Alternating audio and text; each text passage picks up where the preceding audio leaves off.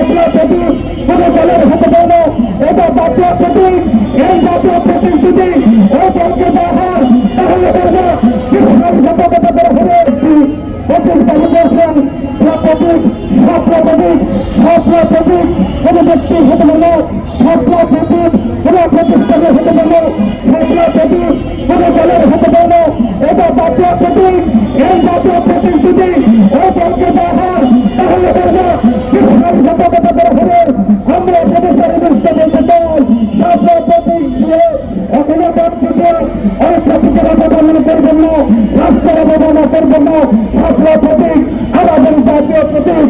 এটা কোনো ব্যক্তি অথবা কোনো দলের প্রতীক হতে পারে না।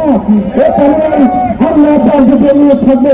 এই স্বপ্ন প্রতীক কোন দরকার পেতে কোন দরকার দিতে পারবেন না, রাজ্য দেওয়া যেতে পারে না। কারণ শুধু জাতীয় প্রতীক। আর বলতে চাই আগামী দিনে যে নির্বাচন হবে এই নির্বাচনকে সামনে রেখে আমাদের ভারপ্রাপ্ত চেয়ারম্যান তার নেতৃত্বে জাতীয় ঐক্যবদ্ধ হয়েছিল। তার নেতৃত্বের মধ্যে দিয়ে আমরা রাজপথে থেকে আন্দোলন সংগ্রাম করে একদলীয় শাসন ব্যবস্থার রেখে অবস্থান নিয়ে আমরা সরকারি হাসিনাকে পালিয়ে যেতে বাধ্য হবে না। আমাদের নেতা তারিক রহমান দ্রুতভাবে মাথা ফিরে আসেন।